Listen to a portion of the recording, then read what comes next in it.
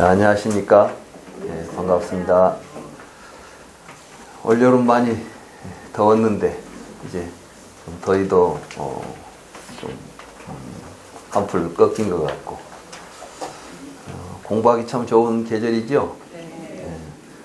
이번 저희들은 대승 기신론 공부를 이제 할 예정으로 이렇게 오늘 공부를 시작하게 됐습니다.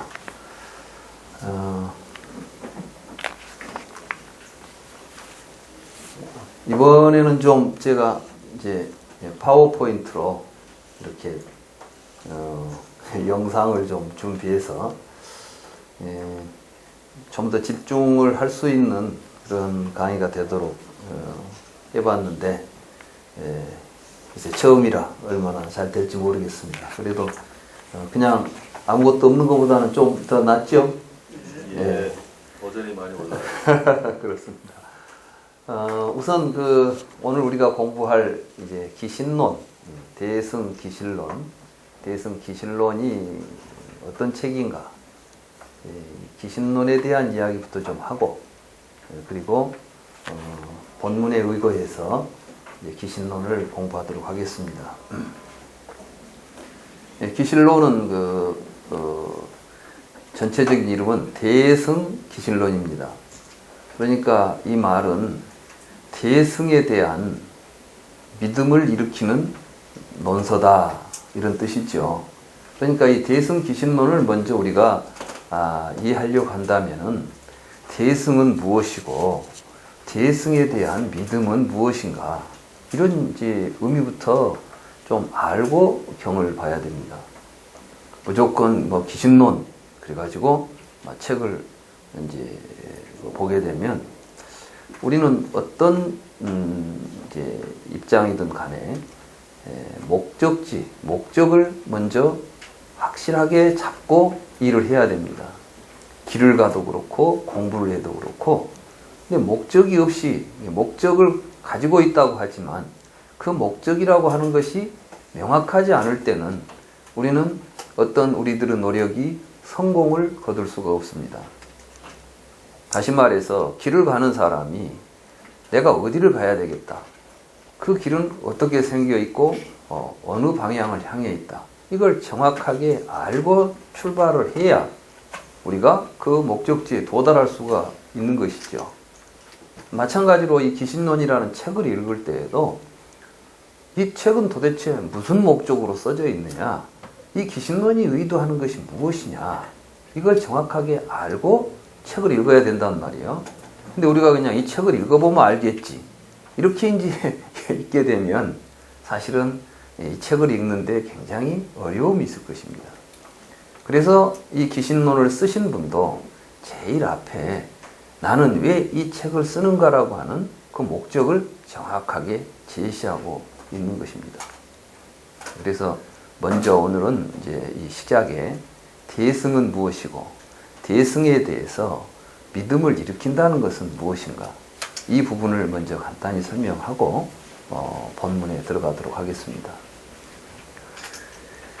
우리는 대승은 우리가 잘 알다시피 첫째는 자리이타입니다. 자리이타.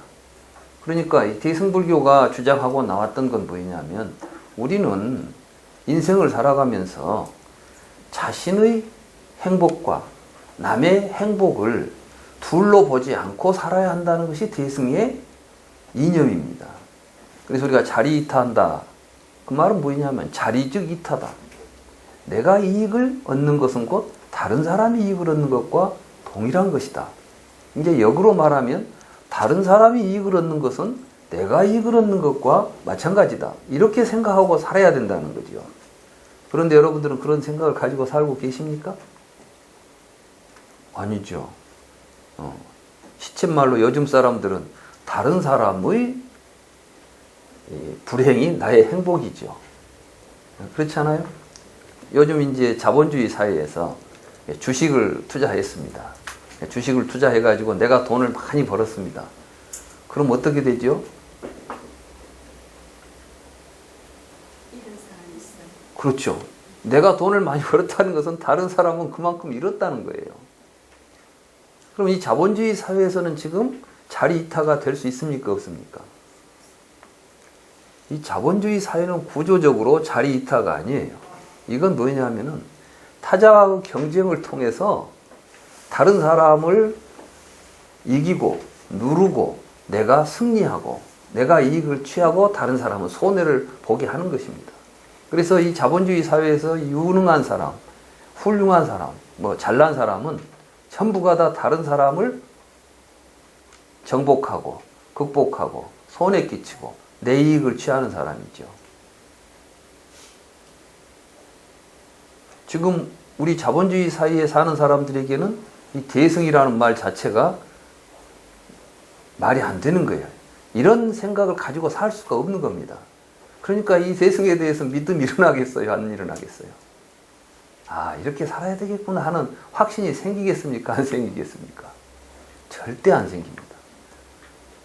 근데 생각은 이 생각 갖고 살면서 기신론 읽어보겠다. 기신론을 읽으니까 이런 이야기가 있더라. 해가지고 기신론에 대해서 해석을 잘하고 아무리 멋진 이론을 가진다 할지라도 이 기신론 읽은 보람이 있겠습니까? 없겠습니까? 없는 거예요. 그러니까 이 기신론에서는 첫째는 대승은 자리이탈을 이야기했다. 그러면 여러분들이 생각할 때 그래, 다른 사람의 이익이 나의 이익이야. 그러니까 내가 행복해지고 내가 이익을 얻으려면 내 이익보다도 먼저 다른 사람을 이익되게 해주고 다른 사람을 행복하게 해줘야 되겠다. 이런 생각으로 여러분들이 지금 살고 계신다면 이 책은 읽을 필요가 있겠어요? 없겠어요? 없어요. 뭐 나는 이미 그렇게 살고 있는데 또 볼 게 뭐가 있겠어요? 근데 그렇게 못 사니까 정말 그렇게 살 수 있을까? 그렇게 살아야 하는 것일까? 라는 확신을 이 책이 주겠다는 겁니다. 그러니까 우리는 이 책을 읽음으로 해서 기신론을 우리가 공부하고 나서 맞아. 그래, 나는 이제 이렇게 살 거야. 이 생각을 여러분들이 갖게 된다면 기신론 내용을 다 잊어버려도 좋아요. 여러분들의 삶이 이 기신론의 목적과 일치하게 된다고 한다면 기신론 공부를 참 잘하신 겁니다.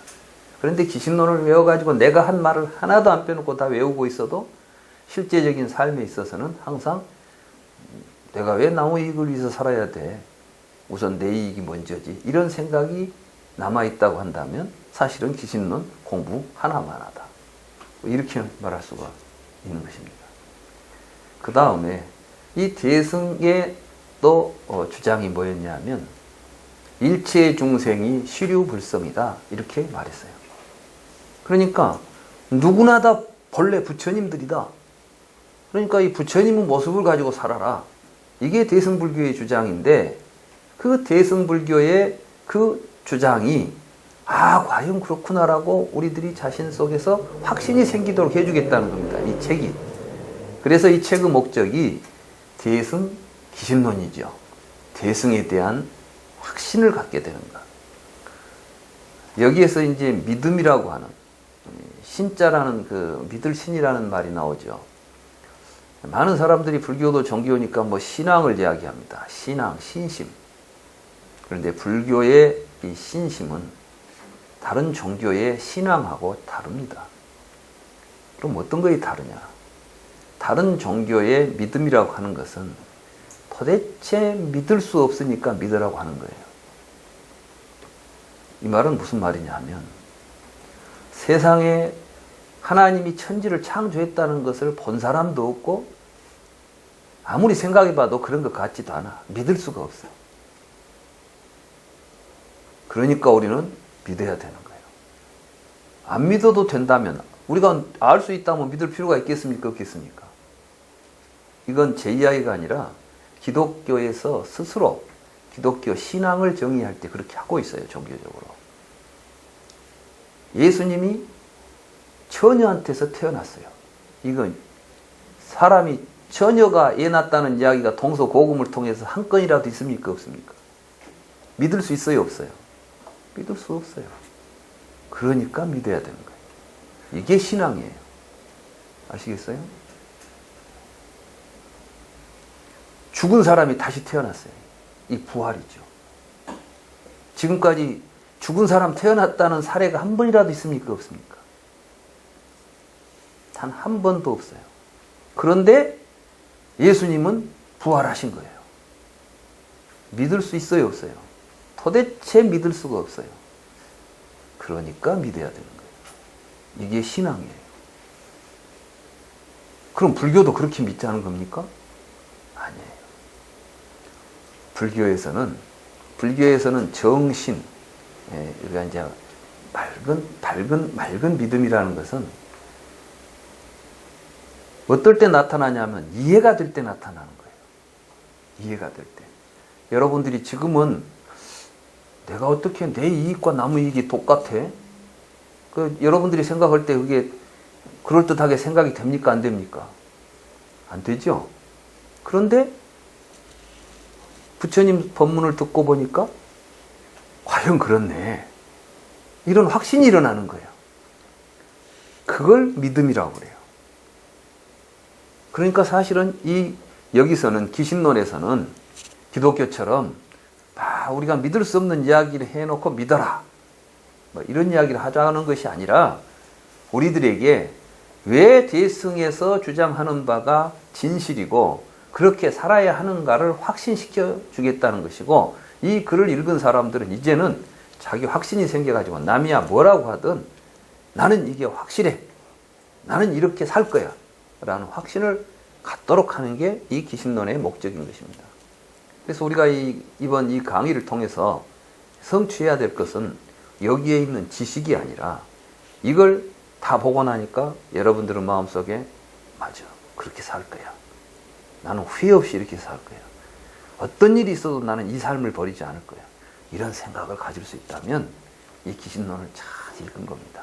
그래서 우리는 이제 그런 대승에 대한 믿음, 다시 말해서 우리가 곧 부처다. 또 나 아닌 것이 없다. 불교에서는 또 이제 자타불이라고 그러죠. 대승에서 주장하는 것 가운데 또 하나가 자타불이에요.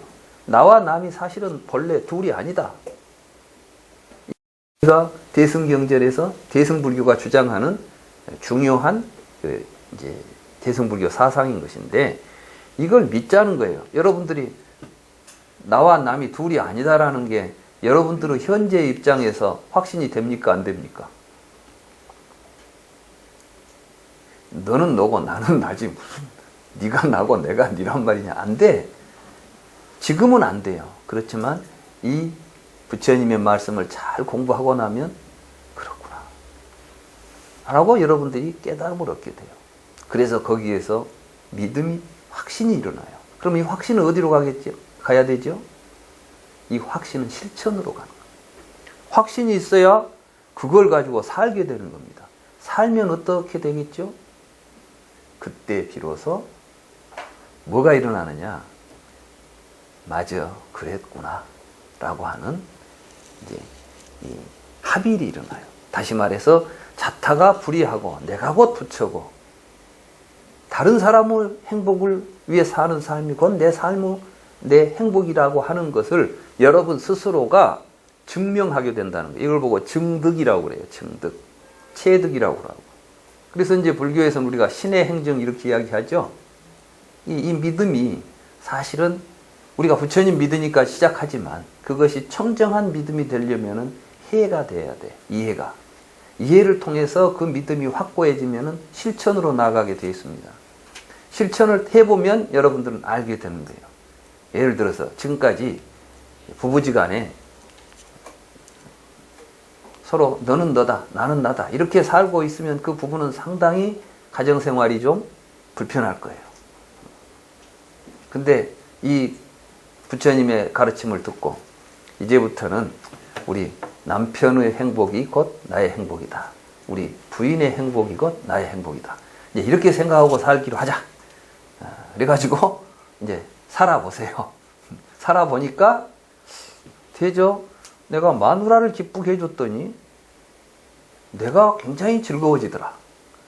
또 우리 남편을 행복하게 해주려고 노력을 했더니 내 삶이 행복해지더라. 이런 것들은 지금 이론으로 뭐 말이 되겠습니까? 말로는 나와 남은 모순 개념이에요. 언어 자체가. 그러니까 나와 남은 같을 수가 없는 거죠. 그런데 실천을 통해서 해보면 사실은 나와 남은 둘이 아닌 것이에요. 그래서 불교의 모든 이 가르침은 이론이 아닙니다. 부처님은 이론을 배척하신 분입니다. 그런데 불교를 이론적으로 이해하려고 하니까 문제가 생기는 것이죠. 저는 그래서 이번에 이제 기신론 강의를 아주 쉽게 할 겁니다. 많은 사람들이 기신론을 이론으로 공부를 하고 이론으로 풀어가니까 어려워요. 왜 어렵냐 그러면 이론에는 절대로 실천과는 일치할 수 없는 것들이 이론이에요. 사실은 부처님께서 왜 세상 사람들이 싸우냐? 이론을 가지고 있기 때문에 싸운다고 말했어요. 꿀덩어리 경이라는 경이 있죠. 이 꿀덩어리 경이라는 경이 이제 마지막 니까야에 있는 꿀덩어리 경을 보면 사실 부처님은 이 세상에 무엇 때문에 오셨습니까? 많은 사람들이 부처님은 막 우리에게 깨달음을 주기 위해서 왔다는 거예요. 견성성불하는 것이 불교의 목적이라는 거예요. 제가 불경을 아무리 떠들어봐도 부처님 말씀 속에 견성성불하라는 단어는 단 한 글자도 안 나옵니다. 그러면 정말 부처님이 무엇 때문에 이 세상에 오셨을까요? 누가 물었어요. 당신은 깨달아서 뭘 가르치고 있습니까?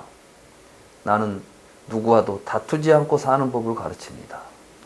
왜 다툽니까? 사람들은 자기의 삶을 통해서 살아가는 과정에서 여러 가지 이론을 만들어 가지고 그 이론 때문에 서로 싸우고 있는 것입니다.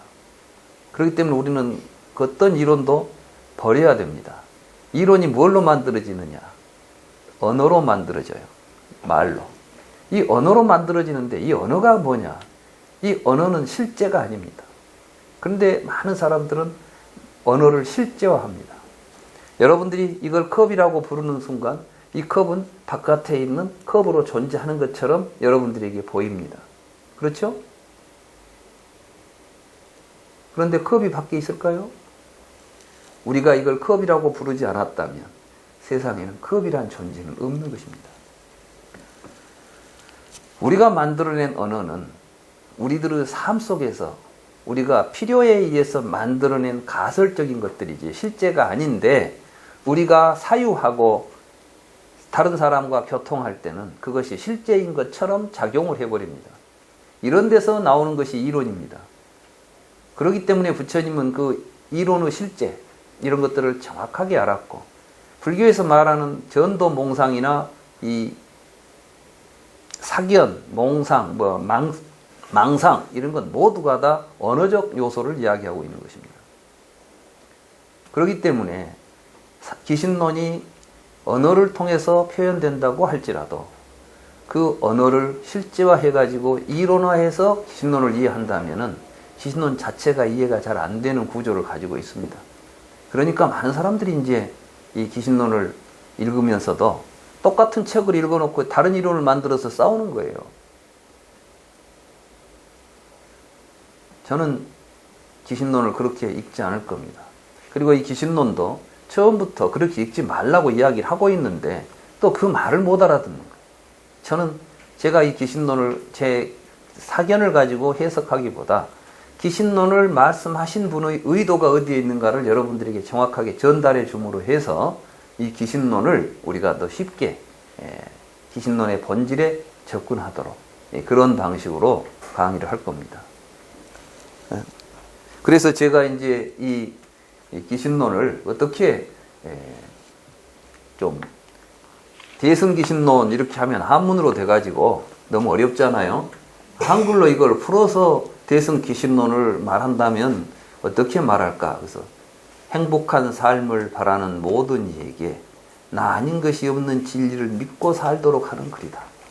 그러니까 이제 이 대승기신론은 우리들은 전부 행복하게 살려고 하죠. 불교의 목적은 이고등락입니다. 견성성불 아닙니다. 견성성불은 이고등락을 하기 위한 과정에 필요한 것이지 내가 견성해서 성불을 했는데 내 인생이 고달파졌다. 그러면 견성성불 하고 싶겠어요? 안 하고 싶겠어요? 여러분 우리 해야 될 거예요? 안 해야 될까요? 견성성불 했는데 내 인생이 괴로워졌어요. 그럼 안 해야지.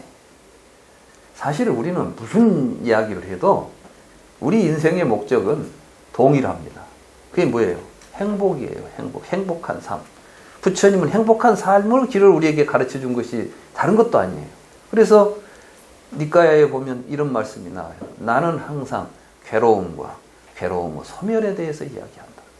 부처님은 괴로움을 우리에게 보여주고 이 괴로움을 없애는 방법을 보여줬지 다른 거 안 했다는 이야기입니다. 앞으로 우리가 이제 이 불교를 공부할 때 그 불교의 목적을 정확하게 알고 공부해야지 허망한 데 빠지지 않습니다. 그래서 저는 이 행복한 삶을 살려면 그럼 어떻게 해야 되느냐? 이 기신론에서는 사실은 이 세상에 나 아닌 것이 없다는 거예요. 근데 우리는 마치 나와 남을 분별하고 살고 있다는 겁니다. 그러니 나 아닌 것이 없다는 사실을 정확하게 깨달아야 된다는 거죠. 이때 불교에서 깨달음은 내용입니다. 이게. 우리는 뭘 깨달아야 되느냐? 나 아닌 것이 없다는 진리를 깨달아야 되는 거예요. 그러면 어떻게 된다? 행복해진다. 그래요. 그래서 이제 우리는 그 목적을 가지고 설해진 이 책을 한번 읽어서 우리가 정말 나 아닌 것이 없다는 사실을 확신할 수 있는 지경까지 가면 이 책을 잘 읽은 겁니다. 자, 이 책의 순서를 보면 그래서 맨 먼저 기신론을 쓰게 된 이유를 이야기하죠. 그 다음에 이제 이부이분이라는 게 있어요. 이비라는 것은 뭐냐면 이제 이 기신론 그러면 우리가 나 아닌 것이 없는 진리를 우리가 깨닫고 알려고 한다면은 어떤 것들을 알아야 그러한 사실을 우리가 깨닫게 될까? 그래서 이제 그 중요한 내용을 지금 설정하는 거예요. 알아야 될 내용을 설정하는 걸 보고 입의분이라고 하는 겁니다.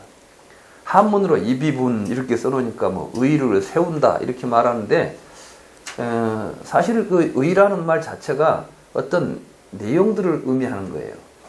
그래서 이 내용을 이제 앞으로 이 기신론에서 다룰 주제를 설정하겠다 이런 뜻이에요.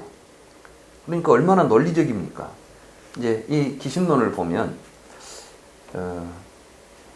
우리가 요즘 그 학교에서 뭐 논문들 쓰죠. 학자들이 논문 쓰지 않아요. 논문의 내용을 보면 처음에 이제 서론 그래가지고 이 논문을 왜 쓰는가 뭐 이런 목적 같은 걸 이제 설정합니다. 그 다음에 어떤 주제를 가지고 쓰겠다.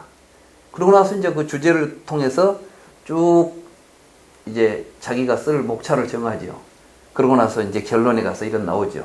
근데 그 구조가 불교에서는 아주 일찍 붙어서 불교의 어떤 논서들은 다 이런 구조를 갖습니다.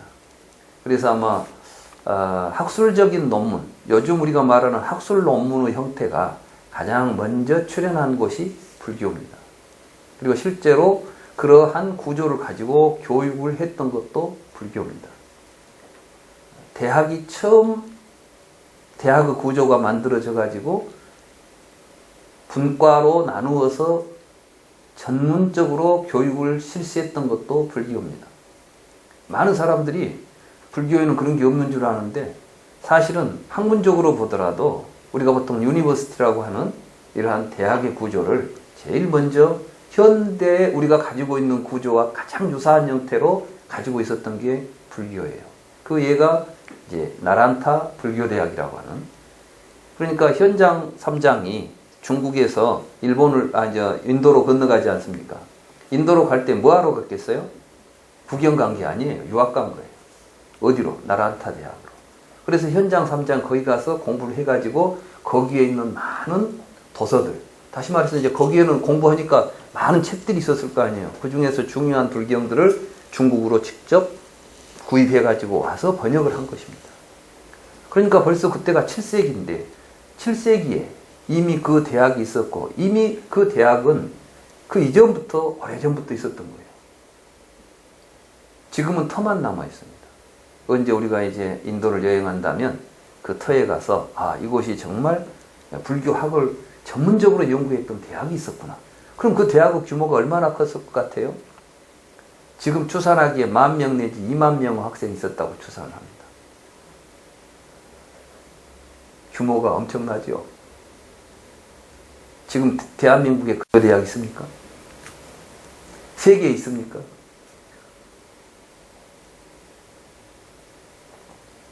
그런 데서 공부를 하기 때문에 이런 글들이 나오는 거예요. 그냥 혼자 앉아서 산에 앉아서 참선하다 보니까 이런 걸 썼다. 그렇게 안 되는 거예요, 이게. 정말 불교는 치밀하게 조직적으로 체계적으로 공부를 해야 됩니다. 그냥 그렇게 해서 한 소식 턱 하고 말고 하는 이런 종교가 그렇게 될 수가 없어요. 지금 우리가 굉장히 망상 가지고 불교합니다. 그런 내용을 설정한 다음에 그 내용 하나하나를 이제 해석해 가는 거예요.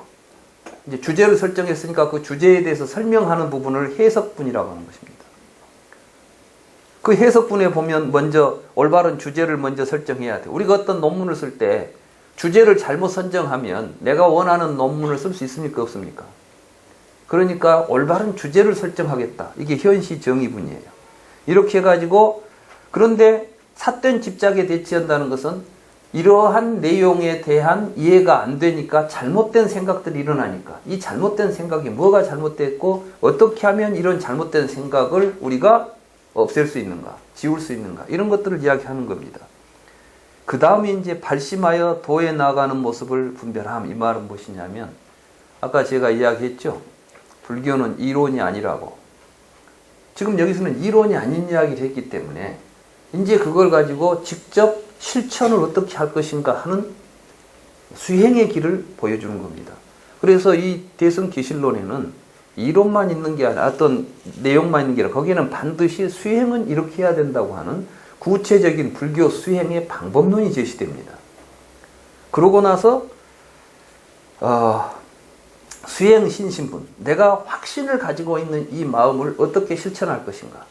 그래서 근수이익분, 이렇게 하게 되면 우리에게 어떤 이익이 생기는가 하는 결론이 이제 이렇게 전개가 되죠.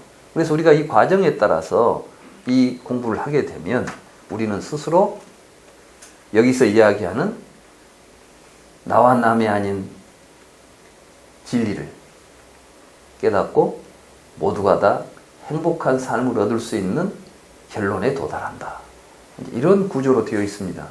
이 차례 목차만 보더라도 이 기신론이 얼마나 실천과 연결되어 있는 이론인가, 책인가 이런 걸 알 수가 있을 것입니다. 그 내용이 여기 이제 귀경계라고 하죠. 귀경계.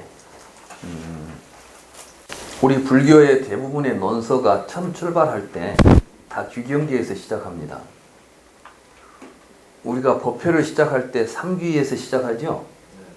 마찬가지로 이제 삼보에 대한 귀의를 하는 것인데, 그런데 그때에 그 삼보를 어떻게 보느냐, 부처님을 어떻게 보고 불법성을 어떻게 이해하느냐가 사실 그 논이 가지고 있는 주제이면서 내용인 것입니다.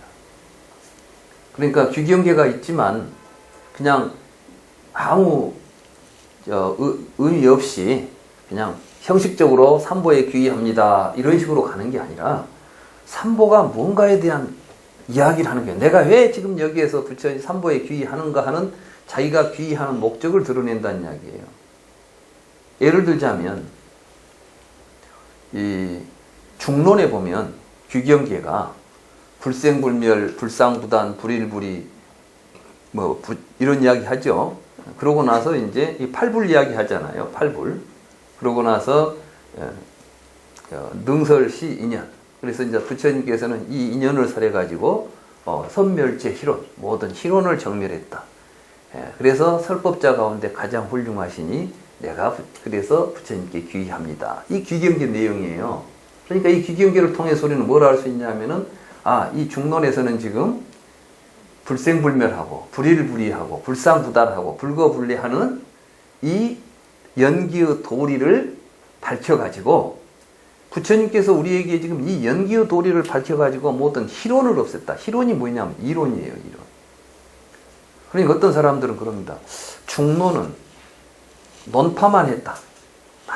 모든 이론을 없애기만 했지. 중론은 이론이 없는 것 같다.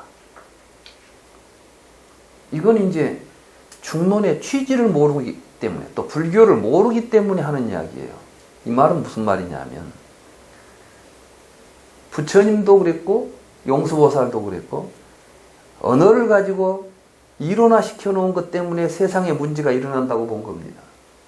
그래서 그걸 없애자고 부처님이 설법했고, 용수보살은 부처님이야말로 그걸 없애가지고 진실로 참된 세상을 볼 수 있는 길을 열었기 때문에 내가 귀의합니다 이렇게 말했기 때문에.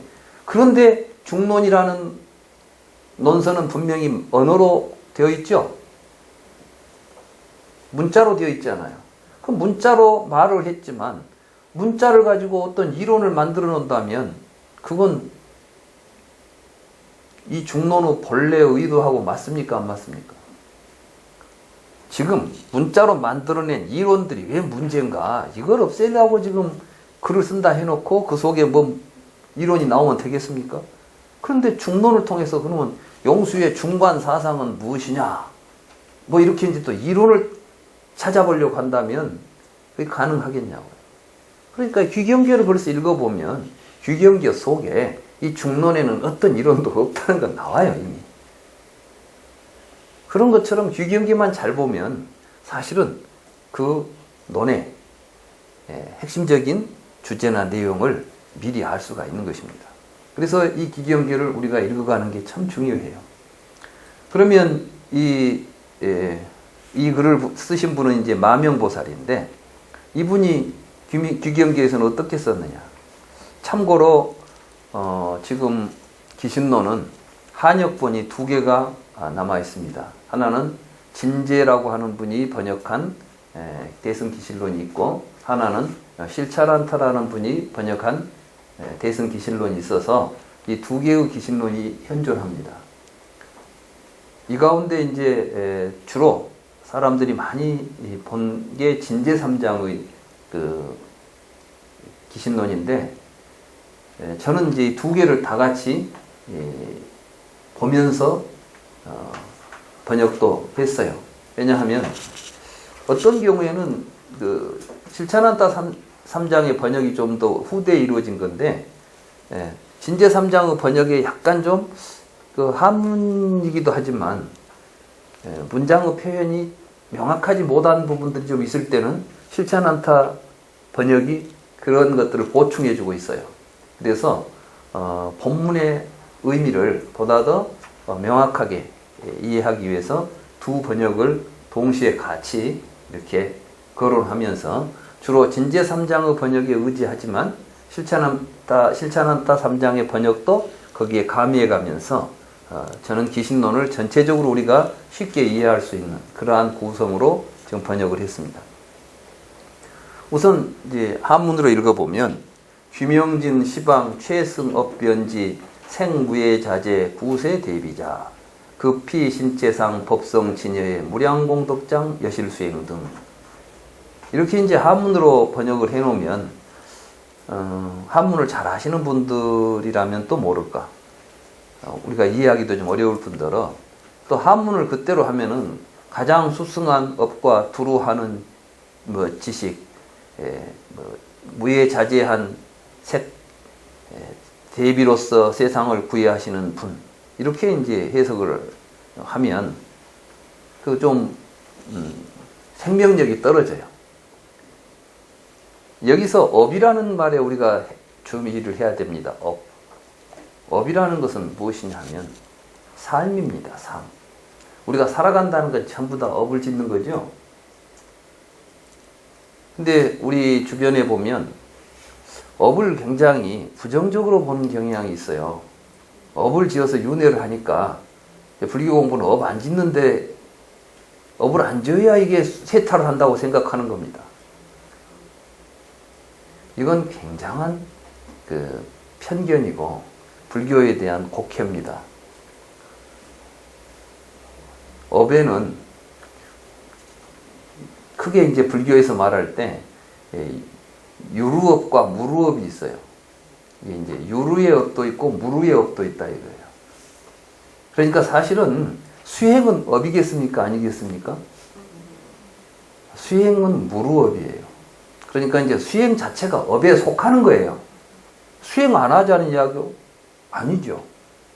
그런데 그러면 뭐가 유루업이냐?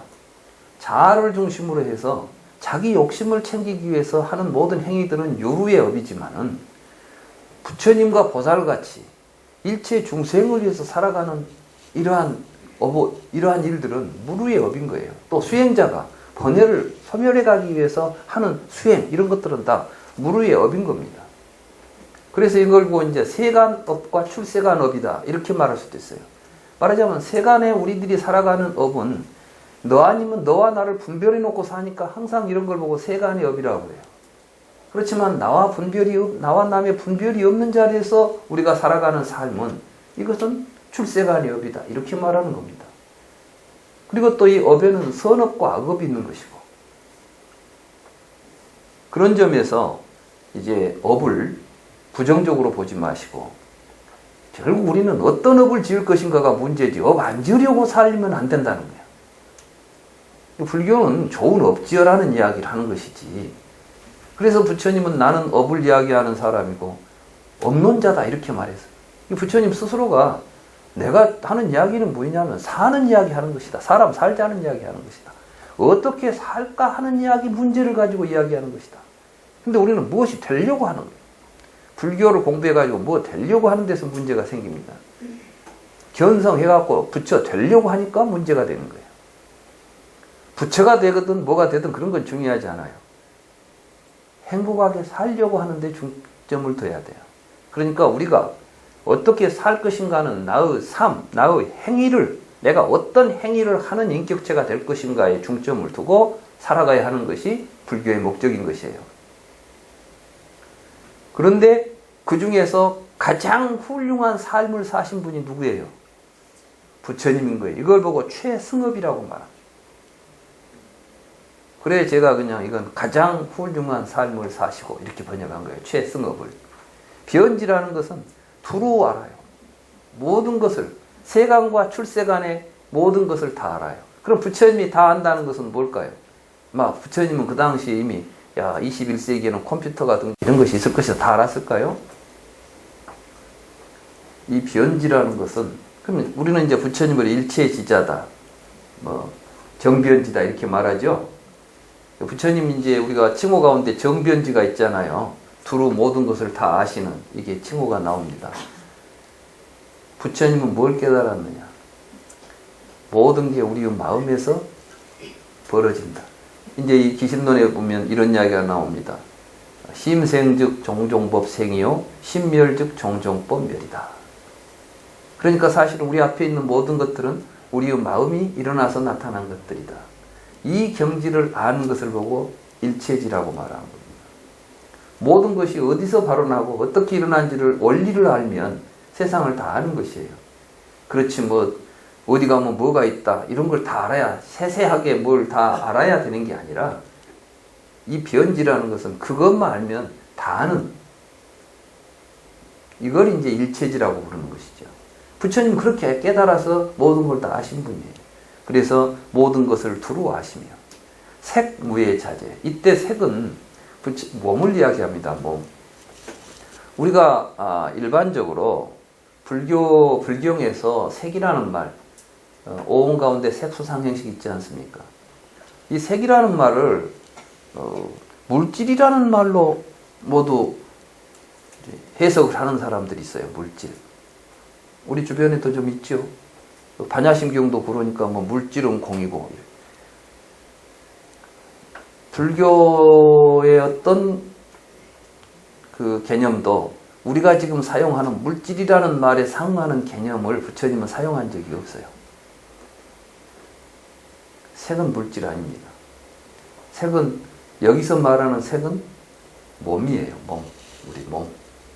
그러니까 이때 몸은 뭐냐면 색이 무해자재하다. 그 말은 무엇이냐면 부처님의 몸은 무해자재하다. 걸림이 없이 자재하다. 그럼 뭐가 무해자재하겠어요? 부처님이 평생 자기 한 몸 처신하는데 걱정이 없었어요. 여러분들은 평생 살아가면서 제일 큰 걱정이 뭡니까? 이 몸 하나 건수하고 살아가는 거 걱정이죠? 그러니까 직업도 가져야지, 무리하지 마. 이게 전부 다 뭐 때문에 일어납니까? 여러분들은 몸뚱이 때문에 일어나는 거예요. 그러니까 이 몸 하나 어떻게 건강하게 잘 갈수하고 사는 게 힘들어. 사실은 굉장히 힘든 거야. 그러니까 여러분들 인생에서 항상 이 몸뚱이가 여러분들을 자유롭게 합니까? 여러분들을 장애합니까? 장애물이잖아, 이 몸이. 그럼 부처님은 어떻게 해서 자제하게 됐을까요? 걸림없는 자제한 몸에 자제한, 사실 참 부처님이 그 색무에 자제한 삶을 비구들에게 가르쳤던 거예요. 그게 뭐냐 하면 바루와 옷이에요. 맞지마 니까에 보면 비구들은 새가 날개만 있으면 어디든지 날아다닙니다. 그러죠? 새는 두 날개만 있으면 못 알아. 이게 새는 무에 자제해. 날개만 있으면 어디든지 가니까. 그와 마찬가지로 비구들은 바루와 옷을 새들의 두 날개처럼 쓰면 어디든지 자유롭게 다닐 수 있다. 이렇게 말했어요. 이게 무의 자제예요. 그러면 실제로 그러니까 부처님은 밥그릇 하나 들고, 이게 부처님이 그 모범을 보이죠. 옷 한 벌, 옷 입고 법이 그 두 개만 있으면 못 갈 데가 있었어요, 없었어요? 없는 거예요. 부처님은 나이가 들었다고 해서 그걸 포기하느냐? 그렇잖아요. 우리는 이제 부처님 열반경에 보면 여든을 하셨어요. 부처님이 80살을 먹었는데 모두 제자들이 이제 절에 계셔도 부처님 다 공양 갖다 줍니다. 이제 그만 돌아다니십시다 하죠. 80 먹은 노인인데 지금 80하고 그때 80하고는 틀려요. 근데 그 노인이 또 걸식으로로 이제 결제가 끝나고, 다시 말해서 안거가 끝나고 이제 또 바로 들고 일어서니까 제자들이 좀 걱정했죠.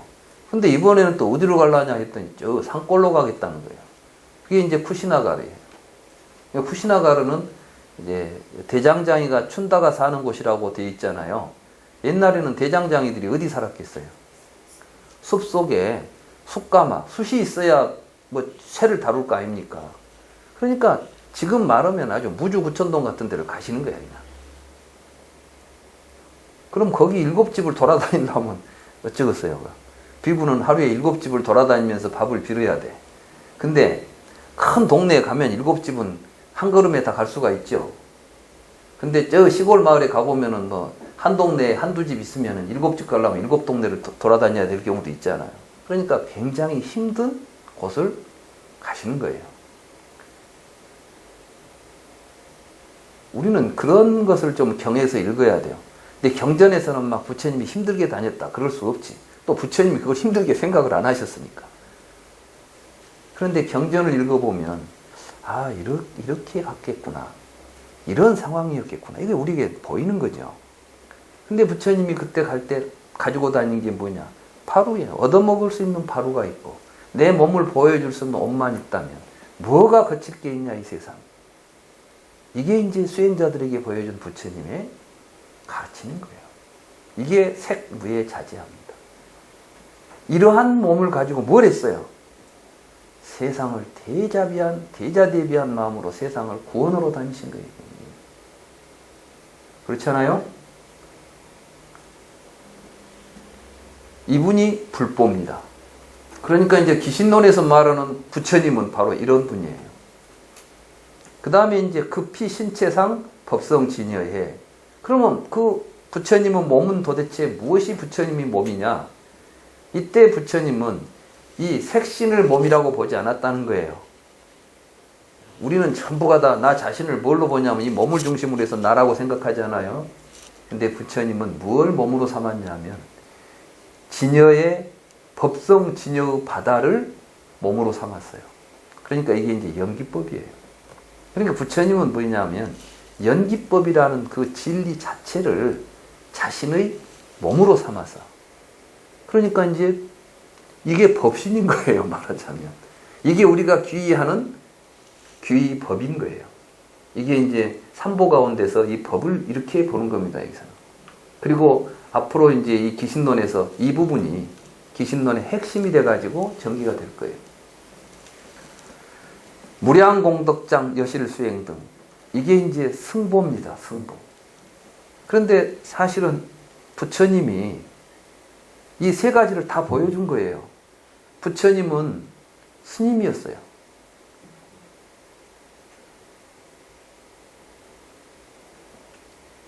우리가 지금 착각하는 게 뭐냐면, 그 당시 상가에서, 우리가 부처님이 이제 우리가 상가에 귀의한다 하죠? 상가란 우리가 지금 불법성 삼보할 때 승은 승려가 아니라 상가예요. 상가라는 건 뭐냐면 스님들의 공동체를 이야기하는 겁니다. 그러니까 개개인의 스님들이 승보라고 이야기되는 게 아니라 상가를 승보라고 하는 것입니다. 그러니까 개개의 스님들도 상가에 귀의를 하게 돼 있어요. 그러지 않습니까? 그죠? 그러니까 원래 우리가 산스크리트어로 상가라고 하죠.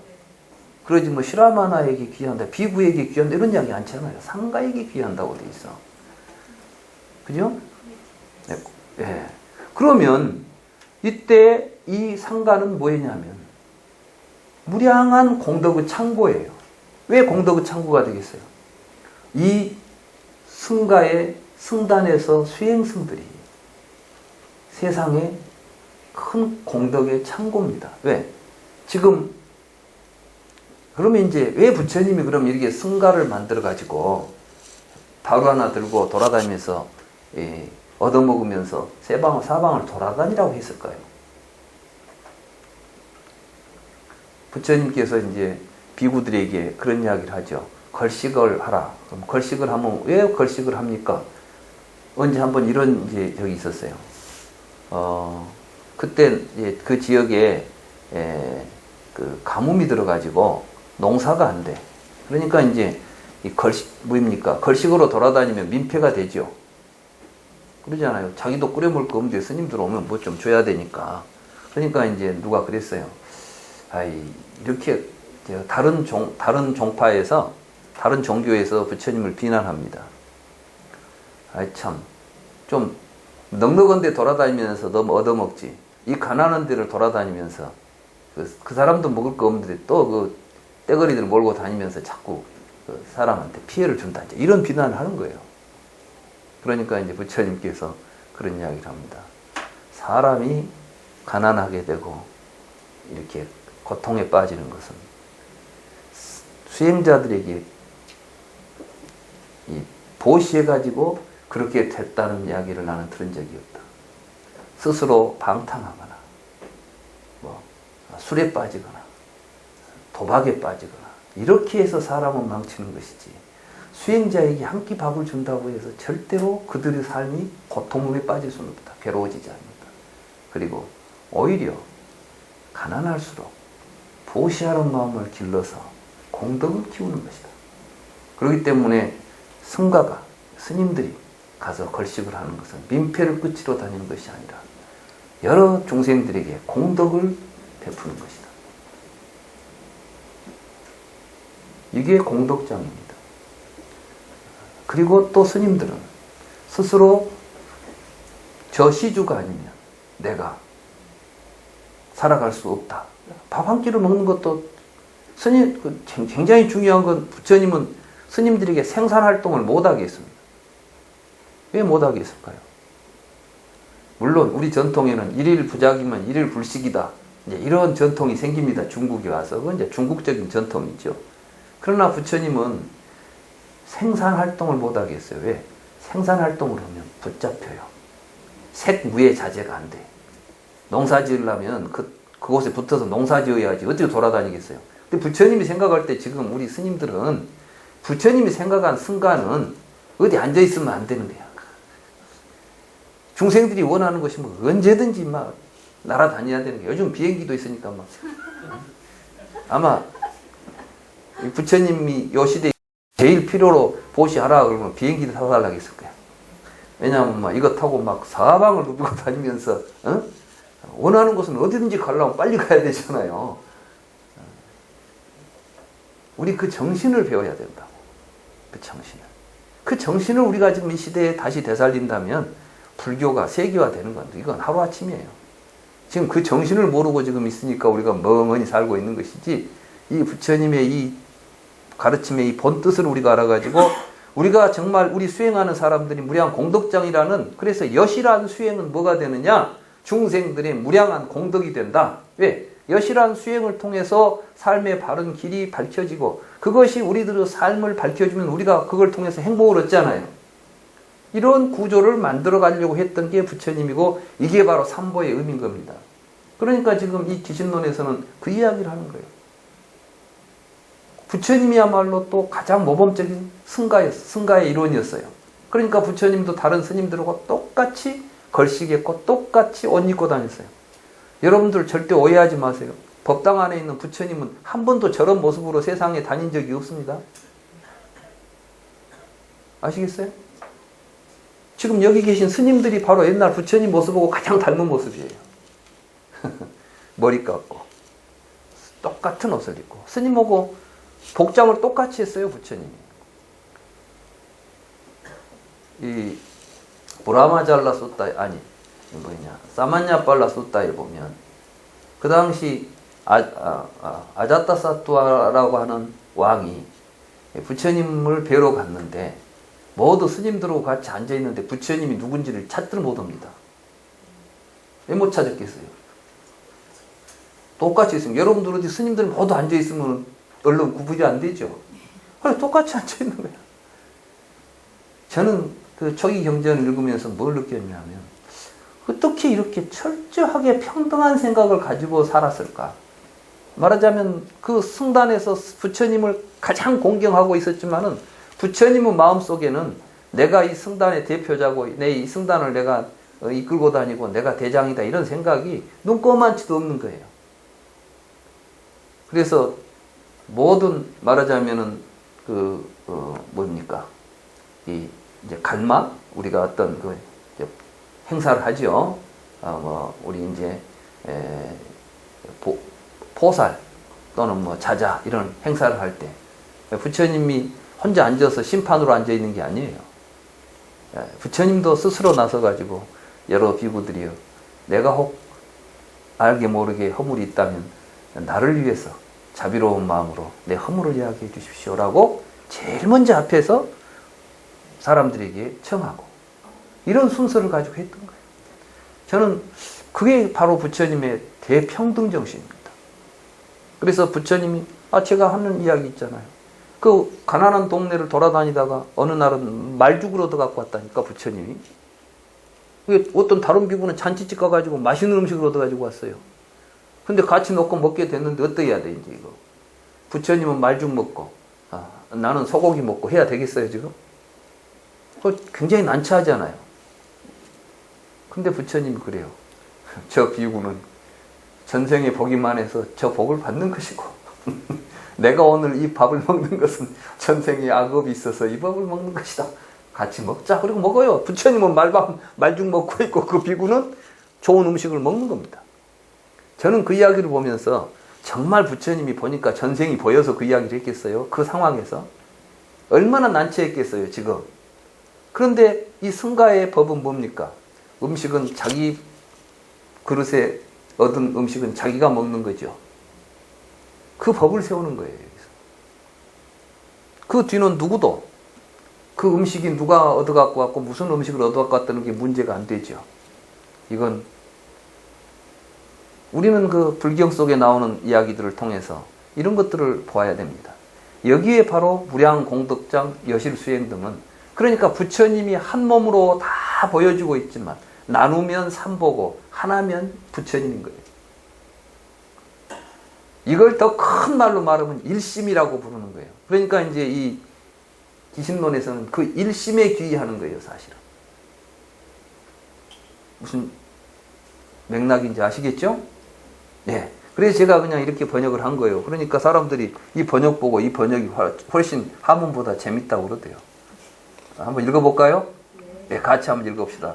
가장 훌륭한 삶을 사시고 모든 것을 두루하시며 걸림없는 자제한 몸으로 세간을 구제하시는 온 누리에 충만하신 대자대비 부처님과 부처님의 신체 상인 진여 법성 진여회와 정각을 구하여 여실 수행하시면서 한도 없고 끝도 없이 공덕내는 승가에게 이 목숨이 다하도록 귀의합니다. 자, 이 공덕내는 이 삼보에 귀의해서 사는 것이 곧 대승이에요. 그래서 이제 수리, 거기 보면 왜 이 글을 그러면 기신론을 쓰느냐? 여기에 보면 이제 거기 나오죠. 위 용령 중생, 제의 사집, 기대승 정신, 불종 부단고로. 이게 중생들의 의심. 이게 중생들은 뭘 의심하냐 하면 설마 부처님이 착하게 살아라고 하시는 말씀이지 어떻게 나와 남이 다르지 않아? 둘이 아니야? 이런 거 의심이 되죠? 이런 걸 보고 이제 중생들이 갖게 되는 의심이에요. 삿된 집착은 뭐예요? 나는 나고 너는 너지 무슨. 우리는 전부 자기 생각을 붙잡고 살죠. 지금 중생들은 망상을 붙잡고 있으면서 사견을 붙잡고 있으면서 정견을 버리고 있으면서도 그걸 고치려고 하지 않아요. 그런데 그걸 지금 버리게 하려고 하는 거야. 제거하고 의심을 제거하고 삿된 집착을 버리게 해가지고 대승에 대한 바른 믿음을 일으키도록 하려고 하는 겁니다. 그 대승에 대한 바른 믿음이 뭐죠? 너와 내가 한 몸이라는 것을 진실로 믿고 살게 하도록 하겠다는 거예요. 그러면은 어떻게 돼요? 부처님의 씨앗이 끊어지지 않는다. 부처님의 종자가 끊어지지 않을 것이다. 그러니까 지금 우리가 사는 이 사회가 항상 부처님의 가르침과 부처님의 종자가 계속 이어져서 이 세상이 항상 부처님의 법으로 행복한 세상이 되도록 하기 위해서 이 논을 짓는다. 논의 목적이 그럽니다. 그러니까 우리가 이제 이 논을 공부하는 우리 입장에서는 어떻게 해야 되겠어요? 내가 혹시 대승이 어긋나는 삿된 의심과 집착을 가지고 있는가? 이런 걸 항상 점검하는 것이고, 그리고 이제 여기에서는 바로 그러한 삿된 생각과 집착을 끊어가도록 이 기신론이 설해지고 있다. 이렇게 볼 수가 있습니다. 좀 시간이 돼서 잠깐 좀 이제 쉬었다가 다음 이어서 공부하도록 하겠습니다.